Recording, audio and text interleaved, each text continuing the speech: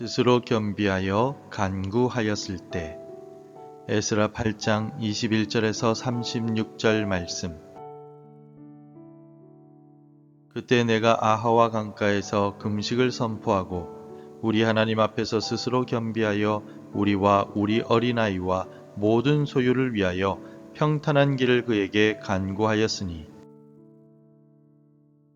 이는 우리가 전에 왕에게 아뢰기를 우리 하나님의 손은 자기를 찾는 모든 자에게 선을 베푸시고 자기를 배반하는 모든 자에게는 권능과 진노를 내리신다 하였으므로 길에서 적군을 막고 우리를 도울 보병과 마병을 왕에게 구하기를 부끄러워 하였음이라.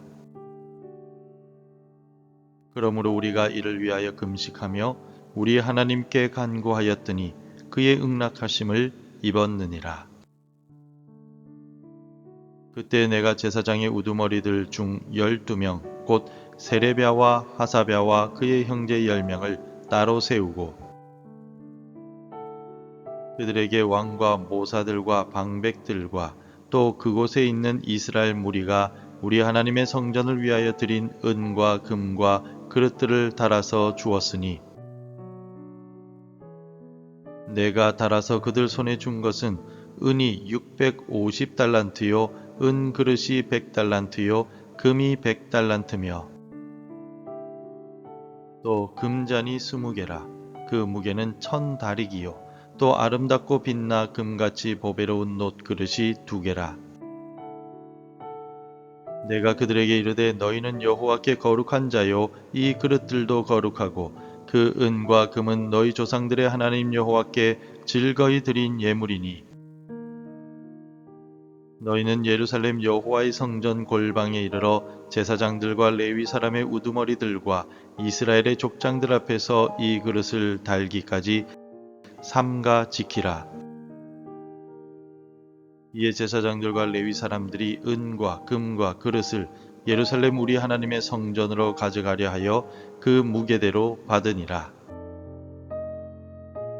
첫째 달 12일에 우리가 아하와 강을 떠나 예루살렘으로 갈새 우리 하나님의 손이 우리를 도우사 대적과 길에 매복한 자의 손에서 건지신지라.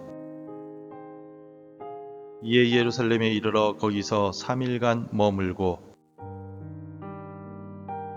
제4일에 우리 하나님의 성전에서 은과 금과 그릇을 달아서 제사장 우리아의 아들 무레못의 손에 넘기니, 비느하스의 아들 엘르아살과 레위 사람 예수아의 아들 요사밧과 빈누이의 아들 노아랴가 함께 있어 모든 것을 다 세고 달아보니 그 무게의 총량을 그때에 기록하였느니라. 사로잡혔던 자의 자손 중 이방에서 돌아온 자들이 이스라엘의 하나님께 번제를 드렸는데, 이스라엘 전체를 위하여 수송아지가 12마리요 또 순양이 96마리요 어린 양이 77마리요 또 속죄제의 순념소가 12마리니 모두 여호와께 드린 번제물이라. 무리가 또 왕의 조서를 왕의 총독들과 유브라데 강 건너편 총독들에게 넘겨주매 그들이 백성과 하나님의 성전을 도왔느니라. 여러분, 지금까지 살아오면서 혹시 이럴 때 내가 그리스도인이라고 말하기 참 부끄럽다라고 느껴본 적 있으십니까? 세상 사람들과 똑같이 돈 문제로 쩔쩔매고 자녀 문제로 낙심하고 건강 문제로 두려워서 어쩔 줄 모르는 내 모습을 볼 때 말입니다. 하나님께서 다 책임져 주십니다 라고 큰 소리 쳤지만 정작 내 삶의 위기 앞에서는 가장 세속적인 방법을 먼저 찾고 있는 나 자신을 발견할 때 우리는 참으로 부끄러움을 느낍니다. 오늘 본문의 지도자 에스라가 바로 그런 부끄러움에 직면했습니다. 에스라는 지금 바벨론에서 예루살렘으로 돌아가는 1500km의 위험한 여정을 앞두고 있습니다. 이 여정에는 막대한 양의 금과 은이 포함되어 있었고 그 길에는 강도와 대적들이 매복하고 있었습니다. 가장 합리적인 방법은 왕에게 군대를 붙여주십시오 라고 요청하는 것입니다. 그런데 에스라는 그렇게 하지 못합니다. 22절 말씀을 보시겠습니까? 이는 우리가 전에 왕에게 아뢰기를 우리 하나님의 손은 자기를 찾는 모든 자에게 선을 베푸시고 자기를 배반하는 모든 자에게는 권능과 진노를 내리신다 하였으므로 길에서 적군을 막고 우리를 도울 보병과 마병을 왕에게 구하기를 부끄러워 하였음이라. 에스라는 왕에게 우리 하나님은 전능하십니다. 하나님은 우리를 지키십니다. 라고 이미 간증해 버렸습니다. 그런데 이제 와서 사실 좀 불안하니 군대를 좀 보내주세요 라고 말하는 것은 자신의 간증을 스스로 부정하는 꼴이었습니다.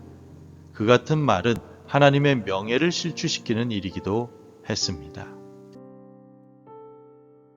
에스라는 지금 신앙 고백과 현실의 안전 사이에서 깊은 딜레마, 다시 말해 거룩한 부끄러움에 빠진 것입니다. 여러분은 어떠하십니까? 예수님을 믿으면 평안합니다 라고 전도해놓고 정작 작은 문제에도 안절부절 못하는 내 모습이 부끄럽지는 않으십니까? 이 부끄러움 앞에서 에스라는 무엇을 합니까? 그는 타협하거나 포기하지 않습니다. 에스라는 이 부끄러움을 가지고 하나님 앞으로 나아가기 시작하였습니다. 그래서 에스라가 선택한 첫 번째 행동은 선포였습니다. 21절입니다. 그때 내가 아하와 강가에서 금식을 선포하고 우리 하나님 앞에서 스스로 겸비하여 우리와 우리 어린아이와 모든 소유를 위하여 평탄한 길을 그에게 간구하였으니. 에스라는 자신의 부끄러움, 연약함, 딜레마를 인정했습니다. 그리고 왕의 군대가 아니라 하나님의 도우심을 구하기로 결정하였습니다. 여기서 주목할 단어는 스스로 겸비하여, 히브리어로 레히트 안노트입니다. 이것은 그냥 마음이 겸손해졌다라는 뜻이 아닙니다. 원어적인 의미는 스스로를 괴롭게 한다, 스스로를 낮춘다라는 뜻입니다. 다시 말해서 금식을 통해서 자신의 육체적인 욕망과 의지를 꺾고 오직 하나님만 바라보겠다는 적극적인 순종의 행동이었던 것입니다. 그들은 왜 금식했습니까? 하나님, 우리는 왕의 군대를 의지할 수도 있습니다. 하지만 우리는 그렇게 하지 않겠습니다. 우리는 하나님이 아니면 안 됩니다. 하나님의 명예가 걸린 이 일에 하나님께서 친히 개입해 주십시오. 우리는 여기서 하나님만을 기다리겠습니다. 이 같은 자세가 바로 스스로 겸비함입니다. 우리가 직면한 문제 앞에서 세상의 방법과 하나님의 방법 사이에서 갈등할 때 우리가 해야 할 것은 스스로 겸비하는 것입니다. 내 힘과 내 계획과 내 통장 잔고를 의지하려는 마음을 꺾고 하나님 앞에 무릎을 꿇는 것입니다. 하나님, 이 문제는 내 힘으로 안 됩니다. 하나님이 아니면 길이 없습니다. 라고 고백하며 금식하며 기도하는 것입니다. 지금 해결되지 않는 문제로 인해서 부끄러움을 느끼고 계십니까?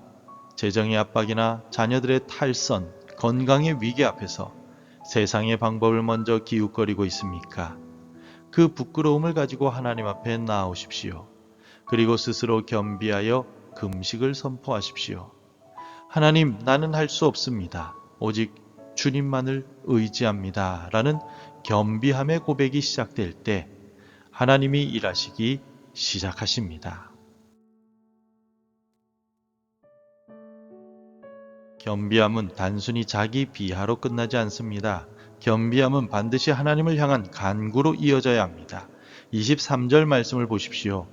그러므로 우리가 이를 위하여 금식하며 우리 하나님께 간구하였더니 그의 응낙하심을 입었느니라. 에스라와 귀한 자들은 금식하며 그냥 겸손하게 앉아만 있지 않았습니다. 그들은 간구, 즉 간절히 찾고 부르짖었습니다. 하나님, 우리를 도와주십시오. 우리에게 평탄한 길을 주십시오라고 말입니다. 그런데 그들이 구한 평탄한 길은 그저 편안하고 사고 없는 길이 아니었습니다. 그 길은 곧은 길, 올바른 길을 의미합니다. 하나님, 우리가 돈과 예물을 무사히 가져가는 것보다 더 중요한 것은 이 여정을 통해서 하나님의 영광이 드러나고 우리가 하나님 보시기에 올바른 길로 가는 것입니다. 에스라와 유다 백성들은 목적지의 성공뿐만이 아니라 과정의 거룩함을 위해서도 기도했던 것입니다. 우리 예수님은 겟세마네에서 피땀 흘려 간구하셨습니다. 예수님은 우리를 하나님께로 인도하는 유일하고 평탄한 길이 되시기 위해서 스스로 그 험한 십자가의 길을 걸으셨습니다. 우리가 예수님의 이름으로 간구할 때 우리는 단순히 문제 해결을 넘어서 하나님 보시기에 올바른 길로 인도함을 받게 됩니다. 기도는 추상적인 외침이 아닙니다. 기도는 현실 세계에서 하나님의 손을 움직이는 능력이 됩니다. 23절에서 간구하였더니 응답하심을 입었다라고 선언한 에스라는 31절에서 그 응답이 어떻게 성취되었는지 생생하게 증언하고 있습니다. 31절을 함께 읽겠습니다. 첫째 달 12일에 우리가 아하와 강을 떠나 예루살렘으로 갈새 우리 하나님의 손이 우리를 도우사 대적과 길에 매복한 자의 손에서 건지신지라. 놀랍지 않습니까? 에스라와 기유한 자들은 왕의 군대 없이 출발했습니다. 오직 하나님의 손만을 의지했습니다. 그리고 실제로 그 길에는 대적의 손과 매복한 자들의 손이 있었습니다. 그들의 기도는 막연한 불안감 때문이 아니었습니다. 위험은 실제로 존재했습니다. 그러나 그들을 해치려던 대적의 손 위에 그들을 지키시는 더 크고 강한 하나님의 손이 있었습니다. 왕의 군대는 눈에 보이지만 하나님의 손은 눈에 보이지 않습니다. 에스라 공동체는 눈에 보이지 않는 하나님의 손이 눈에 보이는 대적의 손보다 강하다는 것을 믿음으로 선택했고 겸비함으로 간구했으며 마침내 현실에서 경험했습니다. 우리는 지금 본향을 향해 가는 순례자들입니다. 이 세상 길에는 우리를 넘어뜨리려는 영적 대적인 사탄과 매복한 자와 같은 죄의 유혹, 세상의 가치관이 가득합니다. 우리는 이 길을 무엇으로 통과할 수 있겠습니까? 나의 경험입니까? 나의 돈입니까? 나의 인맥입니까? 그것들은 모두 아닥사스다 왕의 군대와 같습니다. 당장은 유용해 보이지만 영적 대적 앞에서는 무기력할 뿐입니다. 오직 하나님의 손만이 우리를 지키실 수 있습니다. 우리가 스스로 겸비하여 간구할 때 보이지 않는 하나님의 손이 내 가정을, 내 자녀를, 내 직장을, 내 교회를 대적의 손과 매복한 자의 손에서 건져주실 줄 믿습니다. 에스라와 백성들은 마침내 예루살렘에 도착했습니다. 그들은 가져온 예물을 정확하게 계수하여 성전에 드렸고 하나님께 감사의 희생 제사를 드렸습니다. 그들의 여정은 겸비한 간구로 시작하여 하나님의 보호를 거쳐서 완전한 감사 예배로 끝이 났습니다. 사랑하는 성도 여러분, 여러분의 인생 여정은 지금 어디쯤에 있습니까? 아직까지 아하와 강가에서 출발도 못하고 세상의 군대를 구할지 하나님의 손을 의지할지 망설이며 부끄러워하고 있습니까? 아니면 이미 여정을 시작했지만 길에 매복한 대적들로 인해서 두려워 떨고 있습니까? 오늘 에스라의 고백을 우리의 고백으로 삼읍시다. 우리의 평탄한 길이 되시는 예수 그리스도를 의지하십시오. 세상의 힘을 의지하려던 부끄러움을 다 내려놓고 스스로 겸비하여 하나님께 간구합시다. 하나님, 내 힘으로는 이 길을 갈 수 없습니다. 오직 하나님의 손이 나를 도우사 대적의 손에서, 매복한 자의 손에서 나를 건져 주시옵소서. 우리가 이렇게 겸비하여 부르짖을 때 성령께서 우리에게 믿음을 주시고 하나님의 전능하신 손이 우리의 남은 모든 여정을 지키시며 마침내 저 본향 새 예루살렘에서 영원한 감사 예배를 드리게 하실 것입니다. 그 하나님의 손을 붙들고 오늘 하루도 승리하시는 저와 여러분이 되시기를 주님의 이름으로 축원합니다. 기도하겠습니다. 하나님을 온전히 믿는다라고 말하면서도 여전히 세상의 힘을 구하려 하였던 부끄러운 모습을 회개하오니 용서하여 주옵소서. 그럼에도 불구하고 하나님의 손이 지금까지 나를 인도하시고 건져주셔서 감사합니다. 오늘의 첫 시간에 스스로 겸비하여 간구하오니 오늘도 올바른 길을 가도록 인도하여 주옵소서. 예수님의 이름으로 기도드립니다. 아멘. 계속해서 함께 기도해 주시기 바랍니다. 세상의 힘이 아닌 하나님의 손을 의지하게 하소서. 스스로 겸비하여 간구하는 기도의 능력을 회복시켜 주소서. 인생의 대적과 매복에서 우리를 건져주시고 보호해 주옵소서. 하나님의 말씀으로 하루를 시작하는 은혜를 주옵소서. 오늘도 말씀대로 살아가며 열매 맺는 하루가 되시기를 축복합니다.